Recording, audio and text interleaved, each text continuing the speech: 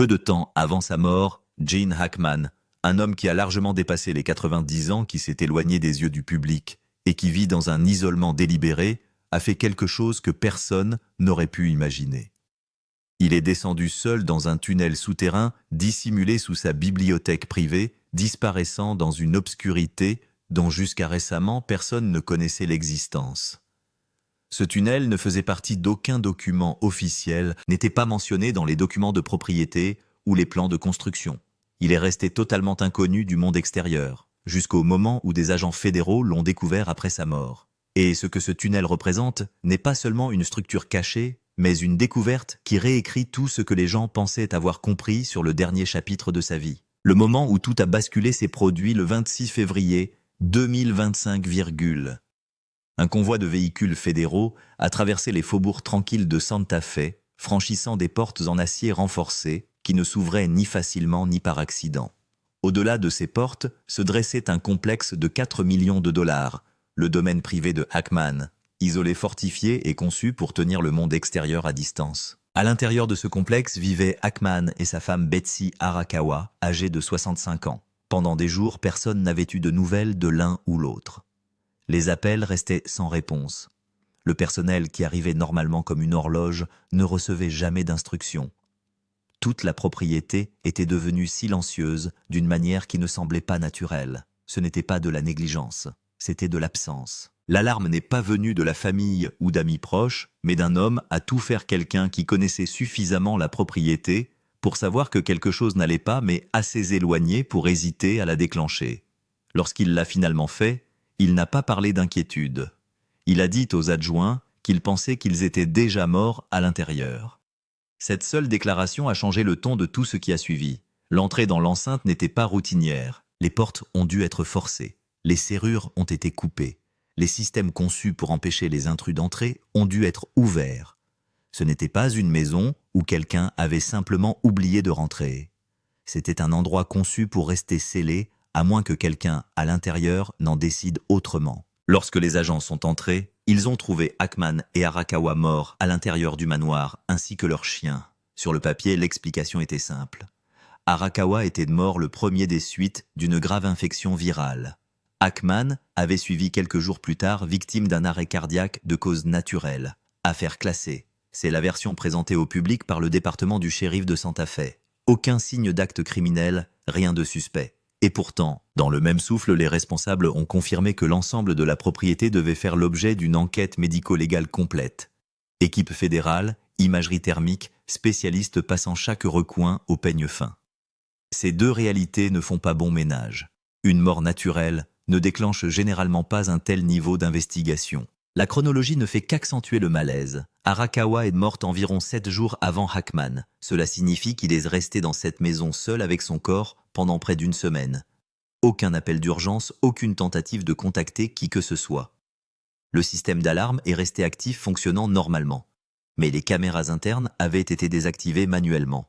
Ce détail ne correspond pas à une confusion ou à une incapacité. Il suggère une intention. La question devient inévitable. Qu'est-ce qui maintient un homme silencieux dans cette situation? La peur, la loyauté. Ou le fait de savoir que demander de l'aide amènerait des gens dans la maison. Des gens qui découvriraient inévitablement ce qu'il y a dessous. Parce qu'en surface, le domaine ressemblait déjà moins à une maison qu'à une installation contrôlée. Une forêt dense l'entourait de tous côtés, créant une barrière naturelle qui limitait la visibilité et l'accès. Des murs de pierre renforçaient le périmètre. Des détecteurs de mouvement suivaient les déplacements à chaque point d'entrée. Des caméras thermiques surveillaient les signatures thermiques. Le niveau de surveillance rivalisait avec celui d'installations conçues pour le confinement, et non pour le confort. Plus inhabituel encore, était le silence maintenu par ceux qui y travaillaient. Le personnel était soigneusement sélectionné, soumis à des vérifications approfondies et lié par des accords juridiques si restrictifs qu'aucun d'entre eux, au fil des décennies, n'a jamais parlé publiquement de ce qui se passait à l'intérieur de ces murs. À une époque où la vie privée est fragile et où les secrets restent rarement enfouis, ce genre de silence n'est pas accidentel. Il est imposé. D'anciens employés ont décrit des accords qui allaient bien au-delà de la confidentialité habituelle. Il leur était non seulement interdit de discuter d'événements ou d'interactions, mais aussi de décrire la disposition de la propriété, d'identifier les visiteurs, ou même d'esquisser le rythme général de la vie quotidienne à l'intérieur du domaine. Les dossiers de la propriété eux-mêmes reflétaient ce secret. Les demandes de permis revenaient lourdement caviardées, la documentation était incomplète. Il y avait des lacunes qu'aucun employé ne pouvait expliquer correctement. C'était comme si certaines parties de la propriété n'avaient officiellement pas existé. Les images des caméras corporelles rendues publiques par la suite sur décision de justice montrent les adjoints pénétrant dans le manoir. Le silence à l'intérieur est immédiat, presque oppressant. Mais ce qui déstabilise les agents, ce n'est pas le silence, c'est la preuve que quelqu'un a agi avant leur arrivée. Des meubles ont été traînés sur le sol, laissant des marques dans le bois. Des livres ont été retirés des étagères et replacés incorrectement, perturbant des schémas qui seraient normalement passés inaperçus. Des tiroirs ont été laissés ouverts. Un coffre-fort dans l'une des chambres est resté ouvert et vide. Ce n'est pas le calme de l'abandon, c'est le résultat d'un mouvement, d'une recherche, d'une cachette ou des deux. Et puis dans la bibliothèque privée, ils l'ont trouvé. L'entrée n'était pas évidente. Il ne s'agissait pas d'une porte cachée digne d'un film déguisé en étagère ou dissimulée derrière un tableau. C'était quelque chose de bien plus délibéré, un point d'accès technique intégré à la structure elle-même, nécessitant une séquence spécifique pour être activé. Sans savoir qu'il existait, vous pourriez vous trouver dans cette pièce 1 millier de fois sans jamais le voir. C'est exactement ce qu'a voulu celui qui l'a conçu. Ce n'était pas fait pour être découvert. Derrière ce mécanisme caché, un passage étroit se dévoile. Des marches en pierre descendent brusquement dans l'obscurité totale. Il n'y a pas d'éclairage intégré, pas de ventilation visible, rien qui suggère une utilisation régulière. Juste une descente dans quelque chose de plus vieux, de plus profond et entièrement coupé du monde d'en haut. Les agents commencent à descendre prudemment leurs lampes de poche, coupant de minces faisceaux à travers le noir. À chaque pas, l'environnement changeait. La température baissait sensiblement, l'air devenait plus lourd, humide, avec une pointe métallique qui restait au fond de la gorge. Les murs se rapprochaient, non plus lisses ou modernes, mais rugueux, inégaux, portant les marques d'outils qui n'appartenaient pas à une construction récente. Et puis, les faisceaux de lumière accrochèrent quelque chose qui les obligea à s'arrêter. Les murs sont couverts de marques. Il ne s'agit pas de graffitis aléatoires, ni de sculptures décoratives, mais d'inscriptions délibérées et précises gravées dans la pierre avec intention. Certaines ressemblent à des symboles associés aux traditions alchimiques, des notations liées à la transformation, à la dissimulation, à des processus censés opérer sans être vus. D'autres ont un aspect totalement différent des diagrammes structurés, presque des plans, composés avec un niveau de cohérence technique qui suggère de véritables connaissances en ingénierie. Des formes imbriquées, une logique interne des dessins qui impliquent une fonction même si leur but n'est pas immédiatement clair. Un technicien de la police scientifique les décrira plus tard d'une manière qui restera gravée dans la mémoire de tous ceux qui l'ont entendu, ingénierie venue de nulle part. Pas d'un pays inconnu, pas d'une période perdue de l'histoire, de nulle part, ce qui signifie qu'il n'y avait pas de ligne claire, pas d'origine reconnaissable, liant ces dessins à une tradition scientifique établie. Cette implication ne s'est pas imposée immédiatement. Il a fallu du temps pour comprendre ce qu'elle suggérait. Le tunnel lui-même racontait une histoire à plusieurs niveaux. Au sommet près de l'entrée de la bibliothèque, la construction reflétait les méthodes du milieu du XXe siècle. Coupe nette, béton armé, matériaux compatibles avec une rénovation moderne. Mais plus les agents s'enfonçaient, plus cette cohérence s'effritait. Les murs devenaient plus rugueux, moins uniformes. La pierre portait les marques d'outils manuels et non de machines. Le renforcement passait de la précision technique à quelque chose de plus primitif, presque improvisé. Lorsque Marcus Devlin, un ingénieur en structure qui a examiné plus tard les images du passage, ayant fait l'objet d'une fuite, a examiné les détails, sa réaction a été immédiate et mesurée. Il a posé les photos lentement avant de prendre la parole. Selon lui, il ne s'agissait pas de l'œuvre d'un seul constructeur. La partie supérieure avait été modifiée, modernisée, renforcée, adaptée pour être reliée à la maison située au-dessus. Mais la structure plus profonde appartenait à quelque chose de plus ancien qui existait bien avant que Hackman ne soit propriétaire de la propriété. Ce qui soulève une question à laquelle aucun rapport officiel n'a répondu. Si Hackman n'a pas construit le tunnel, pourquoi l'a-t-il caché si soigneusement? Mais le cœur de ce tunnel était déjà là, Hackman s'y est installé. Il en a hérité. Il en a hérité et a ensuite passé des années à l'entretenir, à le renforcer et à s'assurer que personne en dehors de ces murs n'en découvre jamais l'existence. Ce n'est pas le comportement de quelqu'un qui est tombé par hasard sur un vieux sous-sol. C'est le comportement de quelqu'un qui a compris exactement ce sur quoi il était assis. Puis le passage s'est ouvert. Au fond de la chambre, après les caisses, les dossiers éparpillés et les cartes stellaires gravées dans le sol de pierre. Leurs lampes de poche l'ont trouvé une porte en fer encastrée dans la roche, sans poignée à l'extérieur. Aucune charnière n'est visible. Il s'agit simplement d'une surface en acier corrodée, avec des marques de soudure le long de chaque joint scellé de l'intérieur par quelqu'un qui n'est jamais ressorti. La serrure n'a pas été conçue pour empêcher les gens d'entrer. Il était conçu pour empêcher quelque chose de sortir. Qu'est-ce qui attendait? La chambre elle-même était vaste, figée dans le temps. D'anciennes caisses en bois étaient empilées contre les murs. Certains s'étaient effondrés avec l'âge, répandant leur contenu sur le sol en pierre. Des documents jaunis, des objets métalliques, rouillés, des artefacts qui n'appartenaient à aucune époque identifiable. Un agent a soulevé le couvercle d'une boîte couverte de poussière et y a trouvé des photographies. Des visages que personne ne reconnaît habillés de vêtements datant d'un siècle passé. Des réunions clandestines dans des salles sans fenêtres. Des lieux, des bâtiments, des espaces souterrains qui ne correspondent à aucun endroit connu. Dans une image, un groupe d'hommes se tient autour d'une table couverte de cartes. Une seule ampoule projetant des ombres dures sur leur visage. Au dos de la photographie, quelqu'un a écrit une date 1937, et un seul mot dans une langue qui n'a pas encore été identifiée. Des dossiers reliés en cuir sont posés à côté des photographies. Des dates codées, des noms expurgés, des passages décrivant des événements. En ce qui concerne les images de l'intérieur, les ayants droit de Hackman veulent empêcher leur diffusion en invoquant le respect de la vie privée. C'est un juge qui en décidera, délibérément effacé des archives officielles. Certaines pages ont été partiellement brûlées. Quelqu'un a tenté de les détruire puis s'est arrêté. D'autres documents portant des insignes liés à des organisations officiellement dissoutes depuis des décennies. Des organisations qui, d'après les archives publiques, n'ont jamais rien construit, n'ont jamais possédé quoi que ce soit et n'ont jamais opéré au Nouveau-Mexique. Les agents ont estimé que le catalogage du contenu pourrait prendre des années.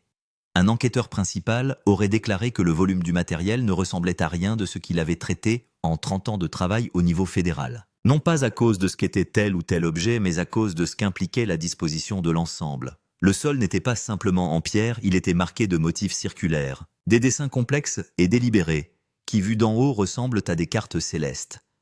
Des cartes stellaires, sculptées par quelqu'un qui savait exactement ce qu'il faisait.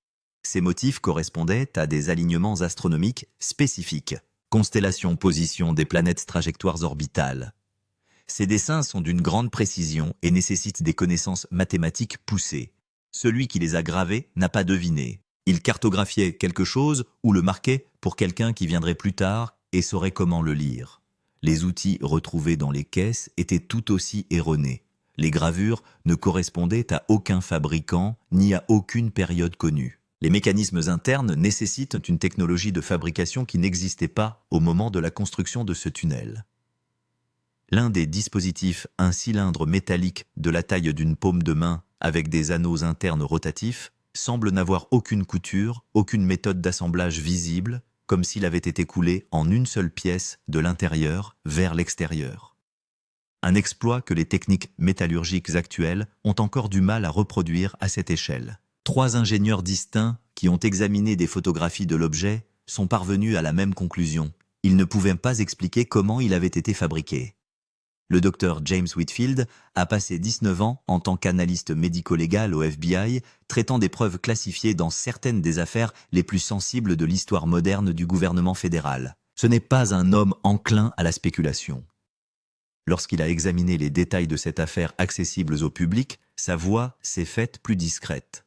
Lorsqu'une agence devient aussi discrète aussi rapidement, cela signifie l'une ou l'autre chose. Soit ils n'ont rien trouvé et ils sont embarrassés, soit ils ont trouvé quelque chose de si important que la conversation sur la divulgation est passée au-dessus de l'équipe d'enquête. J'ai vu les deux. Cela ne ressemble pas à de l'embarras. Le sol de Santa Fe. Le territoire entourant la propriété de Hackman ne se limite pas aux galeries d'art et au coucher de soleil dans le désert. Los Alamos, berceau de la bombe atomique, se trouve juste au bout de la route. Le projet Manhattan, les essais nucléaires, la recherche sur les armes à budget noir, tout cela à proximité de la porte d'entrée de Hackman. Pendant des décennies, les habitants ont parlé de bunkers souterrains, creusés dans la mesa d'infrastructures construites pour abriter les élites gouvernementales en cas d'effondrement de la civilisation. Certaines de ces installations sont connues déclassées, scellées, transférées à l'administration civile. D'autres n'apparaissent nulle part. Les conclusions de l'enquête sont peut-être aussi choquantes que l'annonce des décès eux-mêmes. L'une d'entre elles est que Hackman est atteint de la maladie d'Alzheimer et qu'il ne savait peut-être pas que sa femme était morte depuis une semaine. Aucun acte, aucun permis, aucun ordre de déclassement. Ils ont simplement cessé d'être référencés et ne l'ont plus jamais été. Des demandes de liberté d'information ont confirmé que d'importantes constructions souterraines ont eu lieu dans cette région pendant la guerre froide. Quelle est l'ampleur de la tâche? Les documents à fournir ont été renvoyés avec des pages entières noircies. Richard Payne, consultant retraité du ministère de l'Énergie, qui a travaillé sur l'évaluation des installations dans le nord du Nouveau-Mexique au cours des années 1990, a choisi ces mots avec soin. Il y a des systèmes sous ces mesas qui sont construits pour durer plus longtemps que la surface. Certains ont été déclassés, d'autres ont été scellés, d'autres encore ont été tout simplement oubliés, déconnectés de toute trace officielle. L'acier de ce tunnel était de qualité militaire. L'espacement des rivets correspondait aux techniques de construction des installations gouvernementales de haute sécurité construites dans les années 1950. Une cave à vin n'est pas construite comme un coffre-fort de banque. Une salle de stockage n'est pas scellée de l'intérieur. L'oubli d'un réseau gouvernemental classifié change toute l'échelle de ce à quoi nous avons affaire. Cela signifie que Hackman n'a peut-être pas construit le secret. Il a peut-être hérité d'un secret qui datait déjà de plusieurs dizaines d'années lorsqu'il a emménagé. Les voisins qui l'ont remarqué. Les voisins ont toujours senti que quelque chose n'allait pas. Margaret Calloway a été propriétaire de la propriété adjacente pendant 22 ans. Elle parle encore des bruits, des vibrations à basse fréquence à 2 ou 3 heures du matin. Pas de plomberie, pas de chauffage, quelque chose d'industriel. Profondément, vous l'avez senti dans vos côtes, a-t-elle dit.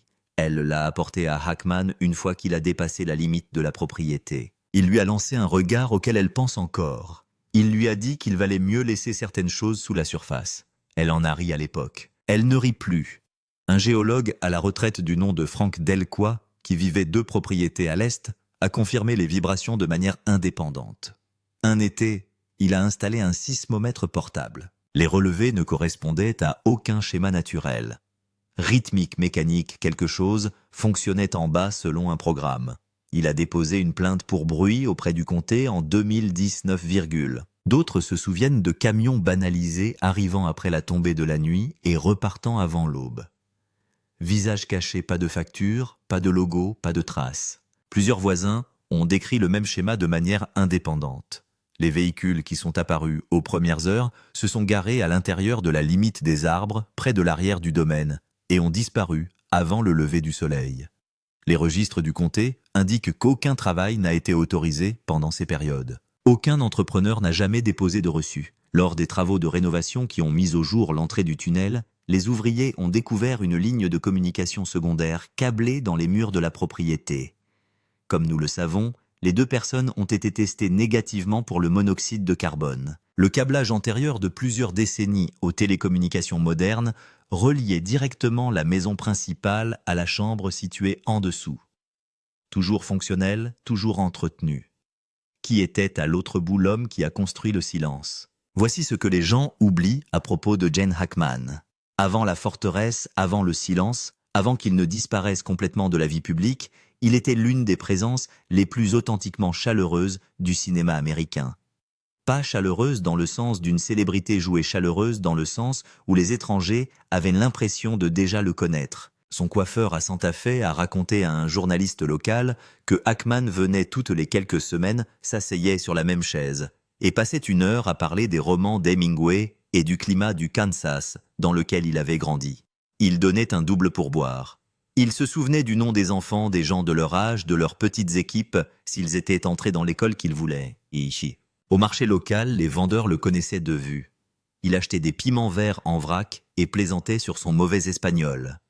Une bibliothécaire locale s'est souvenue de la façon dont il s'attardait, après les événements communautaires, s'intéressant sincèrement à la conversation dans laquelle il était tombé. présent curieux, d'une certaine manière, la plupart des personnes de son niveau de célébrité ne le sont tout simplement pas. Les gens ne s'enferment pas dans un monde qu'ils aiment, à moins que quelque chose ne les y oblige. La surveillance, les accords juridiques, le silence de tous ceux qui ont travaillé sur cette propriété, les murs, les caméras, les portes scellées. Il n'a pas construit tout cela parce qu'il était excentrique, mais parce que quelque chose sous sa maison l'exigeait. De French Connection à ennemi d'État Hackman a passé sa carrière à jouer des hommes piégés dans des conspirations auxquelles il ne pouvait échapper. Des hommes qui en savaient trop. Des hommes qui construisaient des murs parce que l'alternative était pire. Il est mort d'une insuffisance cardiaque à 95, plausible. Mais cela n'explique pas pourquoi un couple ayant accès aux meilleurs soins de santé au monde s'est complètement isolé au cours de ces derniers jours. Pas d'appel de médecin, pas de contact en cas d'urgence. Il n'y a pas de personnel dans les locaux. Le système d'alarme est toujours actif. Les caméras internes ont été désactivées manuellement. Aucune trace d'appel passé ou reçu au cours des dernières semaines. C'est comme si, à un moment donné au cours de ces derniers mois, Gene Hackman avait décidé que le monde extérieur devait être complètement coupé et qu'il avait suivi cette décision jusqu'au bout. 2 personnes, seules dans une forteresse mourante en silence, tandis que quelque chose de scellé 40 pieds en dessous d'eux retenait son souffle. L'entrée du tunnel dans la bibliothèque n'était pas scellée lorsque les agents l'ont trouvée. Le mécanisme avait été activé récemment. Gene Hackman, un homme d'environ 86 ans, était descendu dans ce passage froid et humide peu de temps avant sa mort. Pourquoi? Que vérifiait-il? De quoi avait-il peur? Ou se cachait-il de quelque chose qu'il savait l'avoir enfin trouvé? La porte. Le FBI n'a absolument rien dit publiquement sur ce qui se trouve derrière cette porte de fer. Aucun commentaire officiel. À une époque où les documents classifiés se retrouvent sur les médias sociaux en l'espace de quelques heures, ce niveau de confinement nécessite une suppression active. Ce silence en dit plus long que n'importe quelle conférence de presse. En outre, aucune autopsie n'a révélé la présence d'une infection à hantavirus. Les équipes médico-légales du FBI sont toujours sur place pour analyser chaque artefact, chaque document, chaque symbole sur ces murs. Des traces d'ADN, le décodage cryptographique d'inscriptions laissées par des mains mortes depuis des générations des linguistes, des métallurgistes, des historiens de l'ingénierie pré-industrielle, des astronomes qui interprètent des cartes stellaires sur le sol de la chambre. Des mois se sont écoulés depuis la découverte initiale.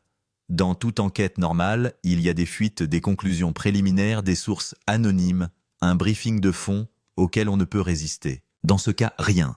Les informations enfermées autour de ce tunnel sont plus strictes que tout ce qui entoure les décès eux-mêmes. Plus strictes que les décès de 2 personnes qui sont mortes seules dans une enceinte scellée, sans témoins et sans personnel. Cette asymétrie est délibérée. Le FBI n'essaie pas d'expliquer les décès mais de contenir quelque chose d'autre. Ce qui se trouve là-dessous n'est pas seulement important d'un point de vue historique. C'est un élément sensible d'un point de vue opérationnel, suffisamment dangereux pour nécessiter un confinement total, non pas dans 1950, non pas pendant la guerre froide, mais maintenant aujourd'hui dans une chambre située 40 pieds sous la bibliothèque privée d'un acteur décédé dans le désert du Nouveau-Mexique. Gene Hackman a gardé l'une de ses portes pendant des dizaines d'années. Il a construit toute sa vie autour de cela. Les murs, les caméras, le silence, les accords juridiques, la disparition du personnel, l'isolement total. Une existence conçue pour s'assurer que personne ne découvre jamais ce qu'il y a en dessous. Il a porté ce poids du sommet de sa carrière jusqu'aux dernières heures de sa vie et maintenant, il n'est plus là. La dernière personne qui connaissait chaque couloir de ce tunnel, chaque caisse dans cette chambre, chaque marque sur ses murs. Ce qui se trouvait derrière cette barrière de fer soudée 40 pieds en dessous de sa bibliothèque n'est plus à protéger. La question n'est pas de savoir si le FBI sait ce qu'il y a là-dessous. La question est de savoir ce qui pourrait être si dangereux, si fondamentalement déstabilisant, si menaçant pour tout ce que nous pensons savoir qu'il préfère ne rien dire, plutôt que de révéler au public ce qu'il a trouvé derrière cette porte. Était-il son dernier prisonnier? Faites-nous part de votre théorie dans les commentaires. Et si vous le souhaitez, soyez là lorsque la suite de l'histoire éclatera. Abonnez-vous, je vous verrai dans la prochaine.